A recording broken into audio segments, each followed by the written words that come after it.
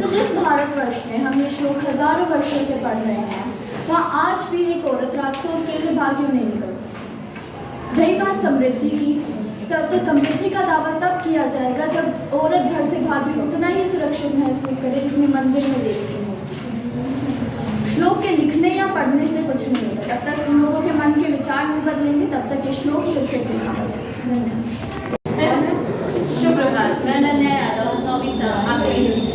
आपकी मित्र आपके सामने वाद विवाद प्रतियोगिता में हिस्सा लेती हूँ और मैं इसके विपक्ष में बोल रही हूँ कि यत् नार्यस्तु पूज्यते रमते तत्र देवता।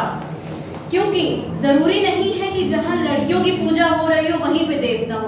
क्यों लड़कों को भी तो सम्मान मिले। लड़कियां और लड़के सेम हैं, सभी एक ही जैसे हैं, तो दोनों को सम्मान मिलना चाहिए, दोनों को एक जैसे देखना चाहिए। जरूरी नहीं है कि हम लड़की को ही पूजे, हमको जैसे हम लड़की को पूज रहे वैसे ही हम लड़कों को पूजे।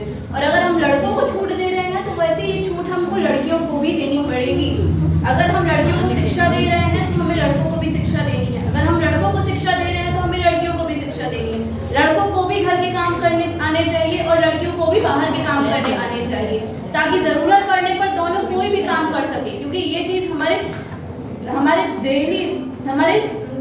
आसपास होने वाली चीजें हैं जो हमें रोज करनी होती है, और जो चीजें हमें रोज करनी होती है वो तो हमें आनी ही चाहिए, चाहे वो लड़की हो या लड़का हो, वो चीज तो हमें आनी ही चाहिए। और बात रही अगर लड़की की, तो लड़कियों को हाँ माना जा रहा है कि बहुत पहले से ही लड़कियों के साथ दुर्व्यवहार, बहुत सारी चीजें होती आ रही हैं, जिस चीज के मैं कह रही हूँ कि हाँ इसको देखना चाहिए। पर इस वक्त तो लड़कों के ऊपर भी अत्याचार हो रहे हैं, तो हमें लड़कों को भी वही चीज करनी चाहिए जैसे हम लड़कियों के खिलाफ, लड़कियों के साथ जब हो रहा है तो उसके खिलाफ आवाज उठा रहे हैं, तो हमको लड़कों के लिए भी वो आवाज उठानी चाहिए। और जरूरी नहीं कि हम लड़के लड़कियां कर रहे हैं, हमें अपने परिवार, जो हमारे दादा दादी, सबको सम्मान, पूजा, उनकी पूजा करनी चाहिए। हमें उनके भी हमें बात माननी चाहिए। ये सब चीजें हमें करनी चाहिए। धन्यवाद। मैंने वाद विवाद प्रतियोगिता में भाग लिया है। मैं विपक्ष की तरफ से यत् नार्यस्तु पूज्यते रमते तत्र देवता। यह श्लोक एकदम सच है कि जहाँ नारियों की पूजा की जाती है वहाँ पर देवता का निवास होता है। लेकिन हमारे भारत में जो चीज़ें आजकल हो रही हैं, तो क्या ये सच है कि हर जगह नारियों को समान अधिकार और सम्मान दिया जाता है? हमारे भारत में जिन जिन जगहों पर ये श्लोक को पढ़ा या समझाया जाता है, वहीं पर बाल विवाह, दहेज हत्या और घरेलू हिंसा की भी दीर्घ परंपरा है। हमारे भारतीय समाज में आज भी यह विकृतियां होती हैं। देवी मानकर स्त्री को घर में बिठाना और उसे अपनी मर्जी से ना जीने देना, यह सम्मान नहीं है। अगर ऐसे सम्मान और पूजा के पीछे स्वार्थ हो तो यह सम्मान नहीं, दिखावा होता है। धन्यवाद। यह श्लोक बिल्कुल सही है।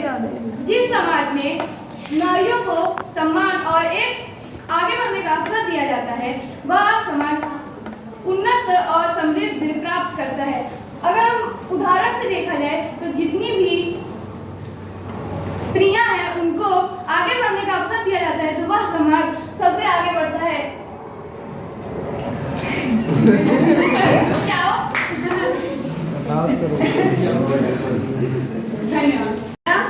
कक्षा 9वीं सभी छात्रा आज वाद विवाद, नारी का जहाँ पूजा होता है वहाँ पे देवता होते हैं, इसके विपक्ष में बात करने के लिए प्रस्तुत हुई हूँ। जैसे कि मेरी मित्र आयत ने बताया कि नारी अपने जवानी में पापा का सेवा करती है और अपने बच्चों का करती है, अपने पति का करती है। ये बात तो बिल्कुल सत्य है, लेकिन उसको क्या वैसे ही समान अधिकार दिया जाता है? नहीं, बिल्कुल नहीं, ऐसा कहीं नहीं होता है। नारी को अगर कहीं जाना होता है तो उसको अपने माता पिता से, अपने घर वालों से 100 बार पूछना पड़ता है। अगर घर वाले इजाज़त दे भी देते हैं तो बाहर वाले 100 बातें बोलते हैं। अगर नारी अपने मन से कुछ करना चाहे, कुछ पहनना चाहे, तो उसको समाज की, अपने घर वालों की इजाज़त लेने की आवश्यकता होती है। ये कहाँ तक समानता की बात हो रही है?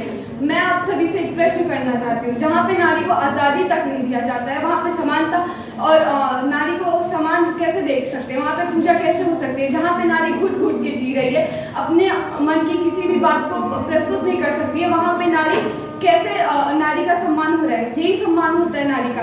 जो नारी अपने मन की बात बता नहीं सकती है, खुल के बोल नहीं सकती है, हंस नहीं सकती है, उसको हर चीज़ पे रोका टोका जाता है कि नहीं तुम मत बोलो, तुम लड़की हो, नहीं तुम मत हंसो, तुम लड़की हो।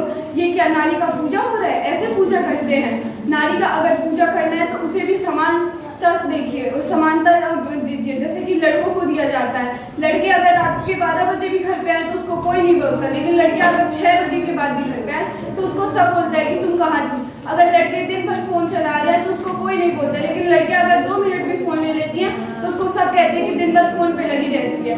क्या ये समानता दिया जा रहा है? धन्यवाद।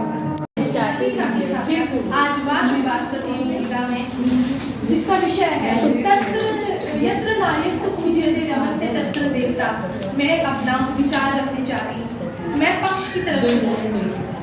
ये श्लोक एकदम सही है कि जहाँ नारी को पूजा जाता है वहाँ देवता अपना वास करते हैं।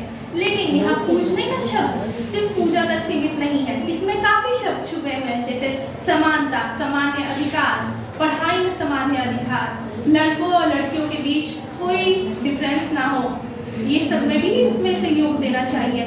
जब तक हम किसी नारी का सम्मान नहीं करेंगे तब तक उसकी पूजा नहीं होगी। वो नारी जो बचपन में अपने बाप की सेवा करती है, जवानी में अपने पति की सेवा करती है और अपने बुढ़ापे में अपने बच्चों की सेवा करती है, उसे भी समान अधिकार को देना चाहिए। इसलिए हमें ये श्लोक अपने अंदर धारण करना चाहिए कि जहाँ नारी को पूजा जाता है, पूजना, समानता अधिकार देना और सम्मानियों को उससे व्यवहार करना, जैसे हर इंसान से करते हैं, जैसे लड़कों से करते हैं, जैसे हर व्यक्ति से करते हैं, देना चाहिए। वहाँ पे ऊपर वाले का वास होता